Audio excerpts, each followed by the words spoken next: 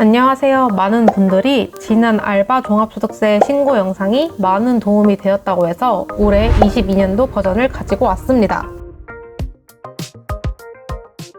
종합소득세 신고는 지난 1년간 발생한 소득에 대해서 확정 신고하는 것입니다. 여러 소득 중에서도 근로소득, 사업소득, 기타소득, 이자소득, 배당소득, 연금소득이 신고 대상이고요. 우리는 여기서 근로소득, 사업소득, 기타소득을 다루려고 합니다.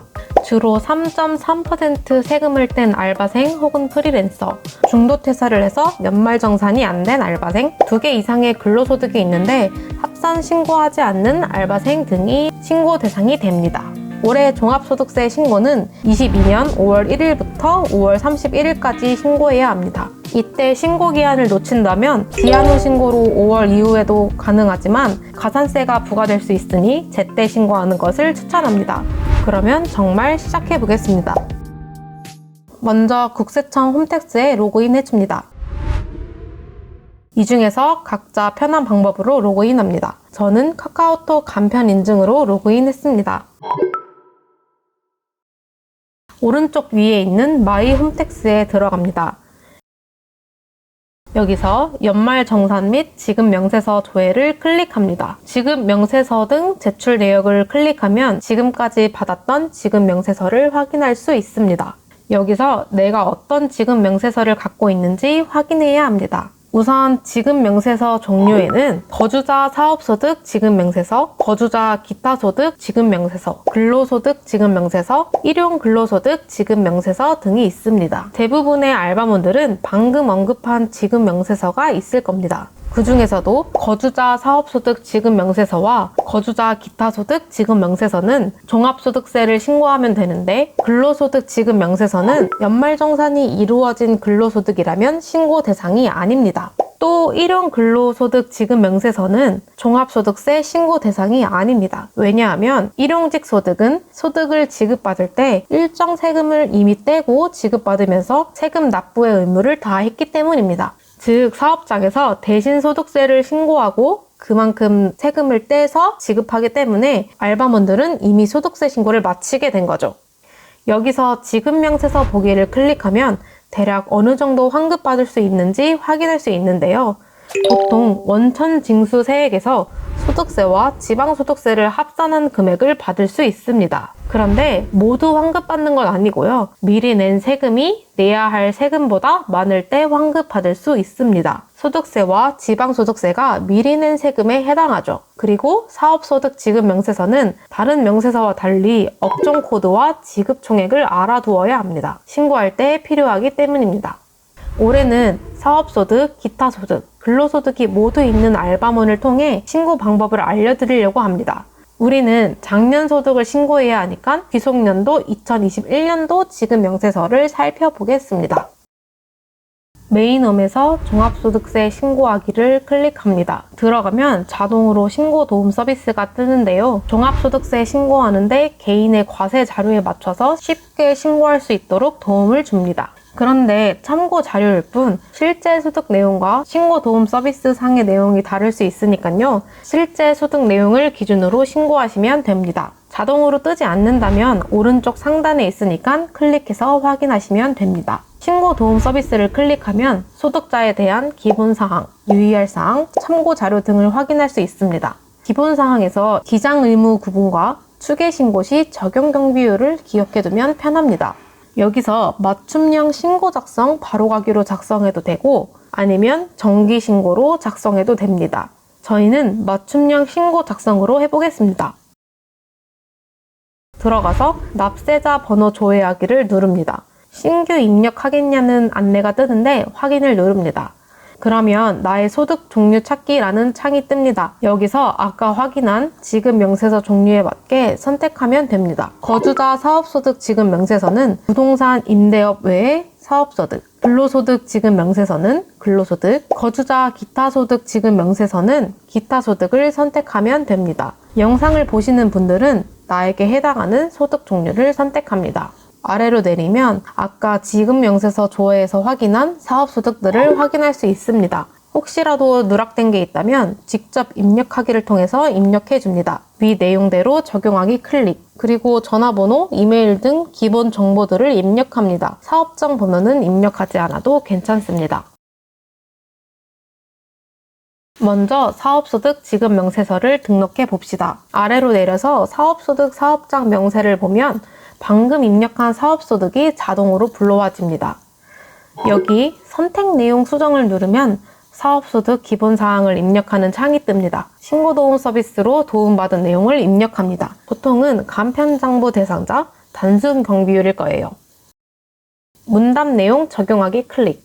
두 가지 사업소득에 대하여 모두 문답 내용을 입력해 줍니다. 모두 입력했다면 저장 후 다음 이동. 그러면 방금 등록한 사업소득 명세서가 있습니다. 이 명세서를 하나씩 선택하고 업종별 총수익 금액 및 소득 금액 계산을 누릅니다. 여기에 아까 메모한 지급 총액을 입력합니다. 등록하기를 눌러줍니다. 입력 완료 클릭. 나머지 하나도 지급 총액을 입력해 줍니다. 그리고 저장 후 다음 이동. 여기서 아까 입력된 내용들을 확인하고 아래로 내려서 사업소득 원천징수 불러오기 클릭. 여기서 수익금액, 소득세액 등을 확인하고 조회된 내역들을 모두 선택하여 적용하기 클릭. 저장 후 다음 이동. 여기까지 사업소득 지급명세서 등록은 끝났습니다. 다음으로 근로소득과 기타소득 지급명세서를 등록해 보겠습니다. 근로, 기타, 연금 지급명세서 차례로 넘어가면 이런 창이 뜰 겁니다. 여기에 근로소득, 연금소득, 기타소득 순서대로 지급명세서가 자동으로 조회됩니다. 저는 근로소득이 하나 조회되었고요. 선택 완료 클릭. 그 다음에 기타소득도 하나 조회되었습니다. 선택 완료 클릭. 조회가 되지 않았다면 직접 불러올 수도 있습니다. 위 내용대로 적용하기 클릭. 여기서 총 수익 금액, 소득세액 등을 확인하고 저장 후 다음 이동합니다. 그러면 근로소득과 기타소득 지급 명세서 등록은 끝났습니다. 나머지 3번에서 10번은 해당 사항이 있다면 입력하고 없다면 넘어갑니다. 제가 지금 신고하고 있는 근로소득 명세서는 중도퇴사로 연말정산이 이루어지지 않아서 그런지 5번 소득공제 명세서에서 근로소득 불러오기가 떴습니다. 선택 후 위 내용 적용하기 클릭. 아래로 내리면서 본인의 해당 사항에 맞게 입력할 내용과 계산할 내용이 있는지 확인합니다. 저는 신용카드 내용만 해당 사항이 있어서 계산하기를 눌러서 입력하려고 합니다. 기속연도 2021년의 내역을 선택해서 불러오기를 클릭합니다. 이런 내용들을 확인하고 적용하기 클릭. 그리고 5번부터 기부 명세서 등은 해당 사항이 없어서 계속 넘겼습니다. 해당 사항이 있으신 분들은 꼭 입력해 주세요. 쭉 넘기다가 세액공제 감면준비금 명세서에서 저는 연금계좌가 있어서 연금계좌 세액공제 자동계산을 클릭했습니다. 불러오기 클릭 후 저장하기. 의료비, 교육비 내역도 계산하기 눌러서 입력해 줬습니다. 공제받을 건 없지만 혹시 모르니까. 아래로 내려서 저장 후 다음 이동을 하려고 하는데 이런 안내가 떴습니다. 표준세액 공제보다 특별소득 공제 받는 것이 유리하니 다시 확인해주세요. 어려운 말들이 가득하지만 특별소득 공제를 받는 것이 유리하다고 하니 써있는 것처럼 수정해야겠습니다. 표준세액 공제를 영원으로 입력하라고 합니다. 영원으로 입력하고 저장 후 다음 이동. 그리고 해당 사항이 없어서 계속 다음으로 이동하다가 11번 세액 계산에 왔습니다. 여기 납부할 세액에서 마이너스가 되어 있다면 그만큼 환급받을 수 있습니다. 반대로 마이너스가 아니라면 그만큼 세금을 더 납부해야 합니다.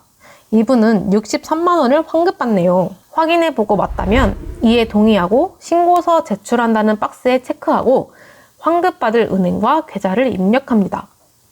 그 다음에서 신고서 제출까지 하면 정말 마지막입니다. 최종으로 확인하고 개인정보 제공 동의까지 체크하고 신고서 제출하면 정말 끝입니다. 그리고 신고서 접수증까지 확인하면 신고서 작성은 모두 끝났습니다. 그런데 여기까지 소득세액을 신고한 거라서 지방소득세액은 이 다음 단계에서 따로 신고해 줘야 합니다. 여기서 신고 내역 조회를 클릭합니다. 그리고 조회하기 클릭. 그러면 방금 신고한 내역이 조회됩니다. 여기서 빨간색으로 표시되어 있는 지방소득세 신고 이동을 클릭합니다. 주민등록번호 뒷자리를 입력한 후에 그대로 스크롤을 쭉 내려서 32번 납부 및 환급세액을 확인합니다. 이것도 마찬가지로 마이너스 표시가 되어 있다면 그만큼 환급받을 수 있다는 의미입니다. 그러면 소득세와 지방소득세에 대한 신고는 모두 끝났습니다. 소득세는 6월에, 지방소득세는 7월 어느 날에 들어온다고 합니다. 잊을만 할 때쯤 받으면 그게 또 그렇게 행복하더라고요. 이번 영상 역시 많은 도움이 되셨으면 좋겠습니다.